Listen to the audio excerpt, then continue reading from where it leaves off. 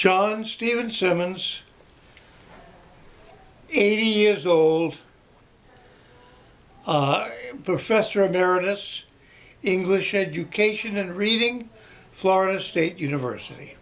Now tell me your field of instruction was curriculum and instruction at Florida State. Yes, I was trainer of English and reading teachers and researcher in those areas. So you would coordinate a lot of the student teachers for English Ed throughout the state of Florida. Yep. Okay. And what were some of the honors and awards that you received through that work at Florida State? Well, I won a Teaching Achievement Award.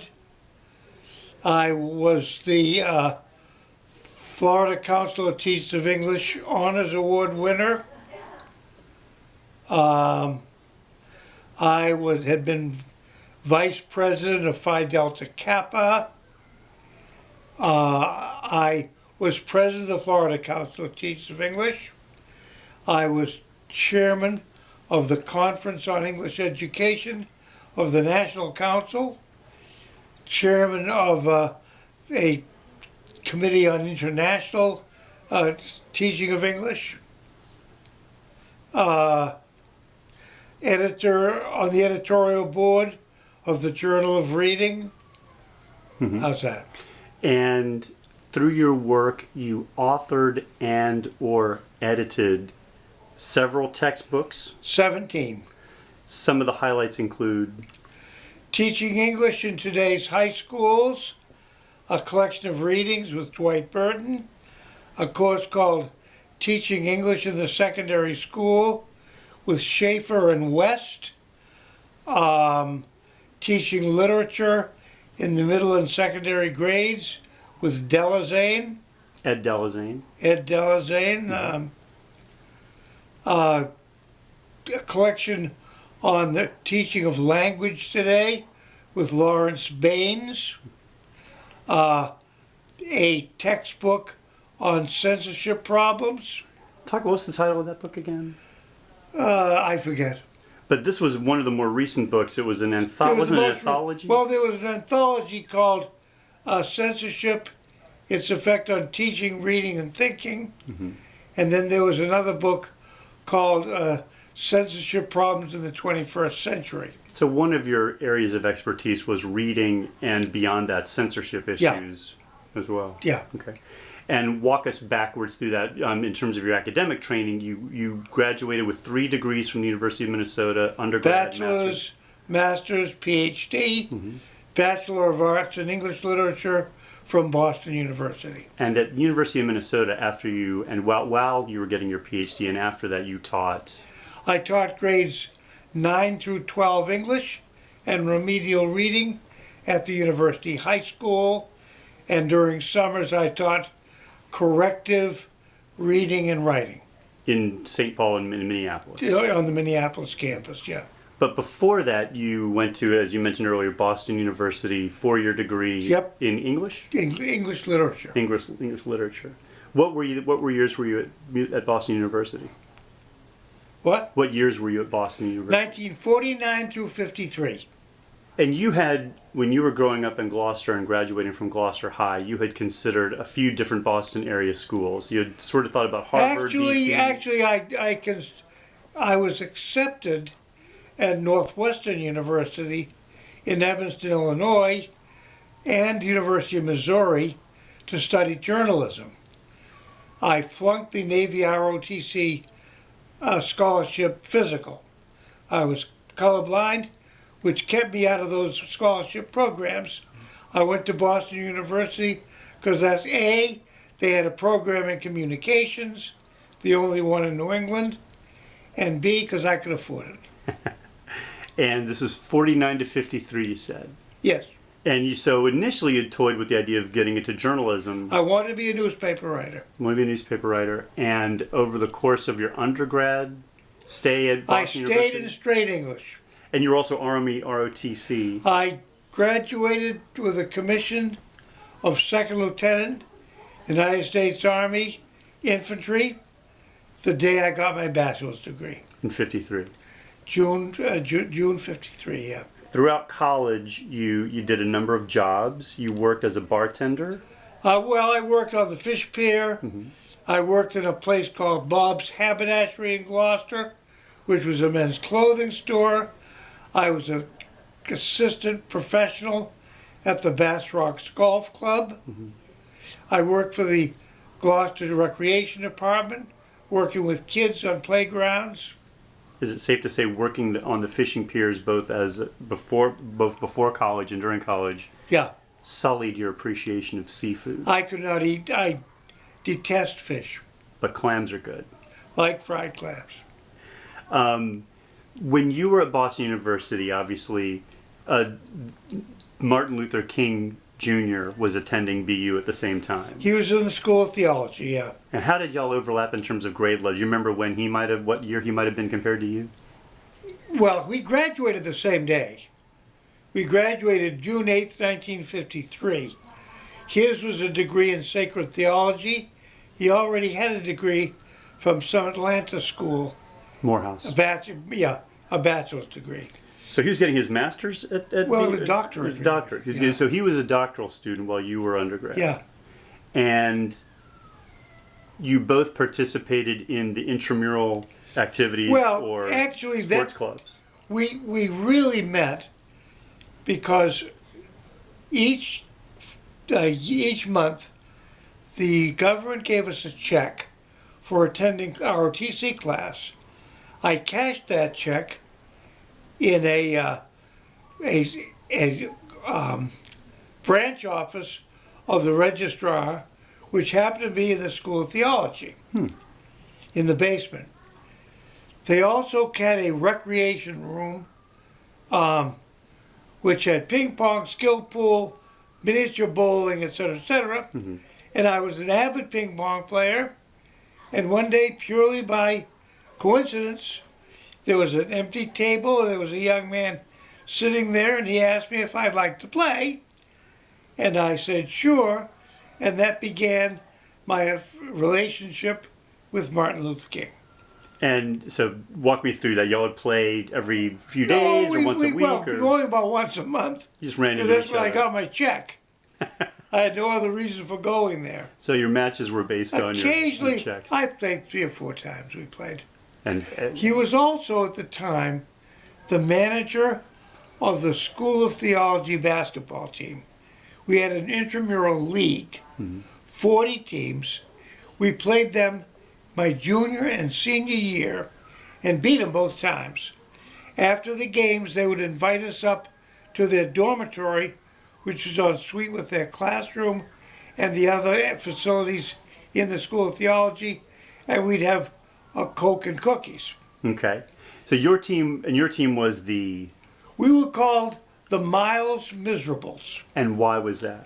What was We the lived inspiration? in Miles Standish Hall, and a survey of Boston University girls taken by the college newspaper said they preferred MIT men 2-to-1 over the Miles Miserables. Would you know what brought you down in terms of your standing with the women? Socioeconomics. I see. You were not men of a certain means compared No, to the the MIT guys generally were. Yeah. Okay. Now, And they had fraternity houses where their rules on socialization were quite lax. but what you lacked in socioeconomic standing, you compensated for with basketball acumen. Is that safe to say? I mean, you were a pretty good team. Well, we were in the semifinals twice, the finals once, and we won the championship my sophomore year. But you faced Dr. King's team in your Team. junior and senior years. Junior and senior. What was their nickname? Did they have a nickname like No, you did? they were just theology. They were the School of Theology, and he was the manager, which meant he probably kept Did not stats. play, And, yeah. Right. He carried the towels. I mean, I know that you didn't necessarily get to know him on a deeply personal level, but what was your general impression of him as a person? A leader. He was dynamic. Great vocabulary, which I think he liked to show off. Very dedicated. Refers to the proposition, of going to the third world to be a missionary. BU at the time had the largest Methodist missionary training program in the world. And their students went to Africa, Asia, and other parts of the third world on missionary work. But it was there that he and some other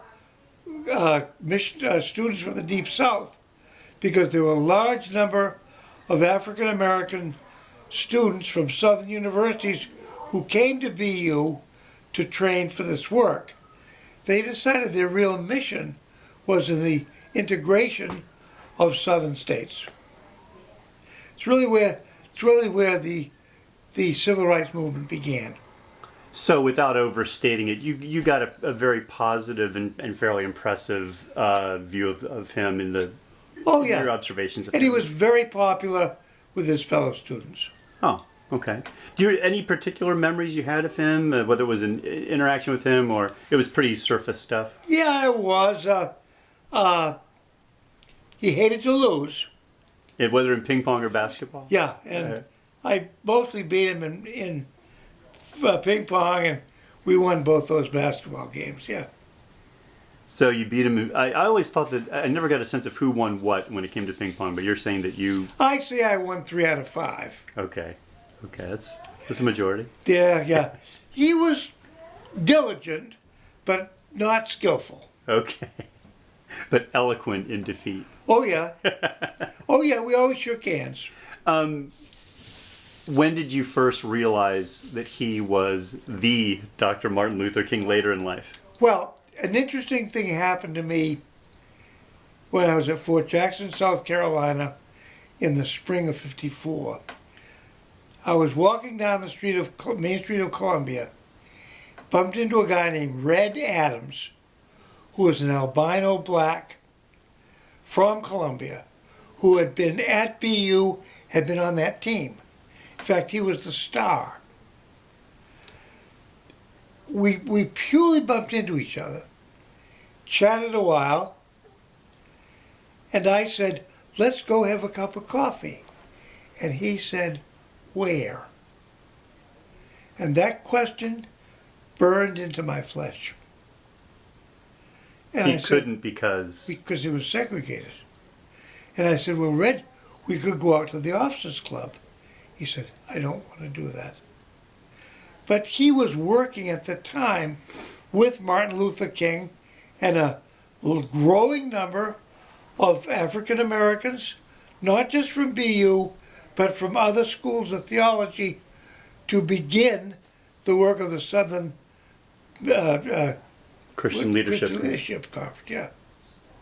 Then in the NAACP, they were making inroads. Mm-hmm. A year later, was the Montgomery boycott, bus boycott. And that really set things in motion. So your first recognition of him was first in South Carolina and then Montgomery, or? Well, I didn't know him. So when the Montgomery thing happened, I was still in the Army, ready to get out. I worked that summer at home, and then went to Minnesota to grad school. And so when you heard about the boycott, how did you come to find out I about heard Dr. in the King? news. And then you realized this was. Immediately, I realized who it was. And what did you think about it? What struck you? I said, wow. Why? Because having met the guy so casually, and I really think that the movement, so to speak, was in its formulative stages. We never discussed any attempted integration. Yeah. I had no idea I'd wind up living more than half my life in Florida. Yeah. I just thought I'd get a degree and go somewhere and teach. I hate to say it like this, but it kind of felt like that was your true. Not that you didn't achieve greatness in your own career, but you had a brush with greatness with him. I was very proud to have, because he truly put his money where his mouth was. Spent time in jail. He was hounded, not only by segregationists, but by J. Edgar Hoover. That's been documented. He had great courage, and he was, if the word inspirational has any meaning. It's symbolized in Martin Luther King. I remember trying to look up my birth notice in the FSU Library's microfilm archive, and I couldn't find the birth notice, but I could find a news item about students being arrested for sitting in at the Florida Theater. They did. When you were a teacher at Florida State, my memory was that you had to deal with some students who were being involved in the civil rights movement, either by going up to Florida A&M or working downtown. On 3 different occasions, I got out of bed in the middle of the night, went down to Leon County Jail, and vouched for students, who were my students, who'd been arrested Where? on Monroe Street, Doing boycotting the theater. the Florida Theater. Yeah, because it was the So they were African-American- protesting outside the theater. Yeah. They weren't They were- inside the theater. No, they were both there walking up and down with placards. And they were arrested for that. Yeah. And of Peaceful course, assembly, they were being arrested. I wasn't popular with those Southern deputies. All I had to do was open my mouth. And your accent kind of, A Yankee. they didn't like, could you really sense displeasure? Oh, yeah. I sensed intense contempt. Did they say anything to you to suggest that, you want to keep the students from doing this again, or they just wanted them out of there? They had to have some reason to let them go. And you Then- vouching for them was that reason? What's that? You vouching for them, you coming down, Yes. helped. My good friend Pete Millett did it too, later on. I'm curious if there was any connection there between what you were doing and thinking back on meeting Dr. King and knowing about him. I'm not saying that meeting him inspired you to do something like that, but it seems like knowing the type of work that he did kind of gave you comfort that things were happening at that time that could make it okay to help out. Actually, my feelings about that go back to my years of working at the Bass Rocks Golf Club. in Gloucester. Yeah. This is back in the 40s, where no Jews were allowed, no African Americans were allowed, no Asiatics were allowed by club constitution. And I had to turn people away because they didn't have a member to sponsor them. And automatically, if they were Jewish, black, Hispanic, or Asiatic, they couldn't have a member. And that stuck in your... The first book that really got to me was Gentleman's Agreement by Laura Hobson, because I had lived that at the Bass Rocks Golf Club. Which later became the Elia Kazan film.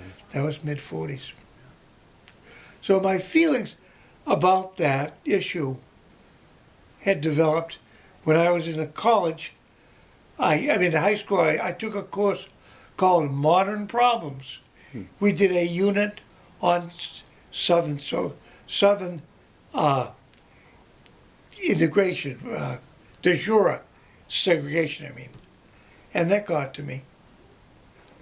I also had friends who would go spend a lot of time in Boston on Columbus Avenue, which is at the edge of the African American section, who were jazz fiends. And so I heard Dizzy Gillespie there, Sarah Vaughan. Wow. There was a guy named Herb Pomeroy, who's in the Encyclopedia of Jazz, trumpeter and piano player, and taught at the Boston Conservatory, who was a Gloucester guy and a close friend. He led me along, and he constantly played in bands which was mixed race, and he left Harvard to play with Walter Hampton. Wow.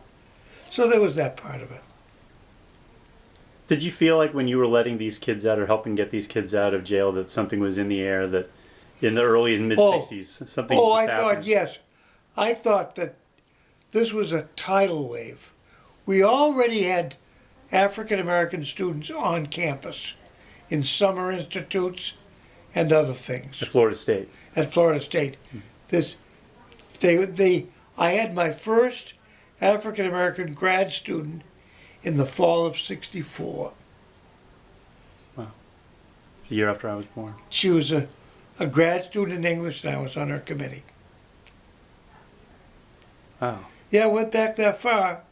Yeah. It's a lot different now. Oh, it's amazing. You know, the thought, for instance, of a black athlete when I first came here was unheard of. And then I was there through the whole integration of FSU athletics. It's exciting, frightening sometimes. For you or you for them? I was afraid for my life and for theirs. For your life? Well, I mean, you didn't walk into a restaurant with African American people and not get in trouble. This was after the civil rights movement was passed. Civil rights law, I mean. Yeah. Yeah, they were scary times. But better now. I think better, but there's a long way to go.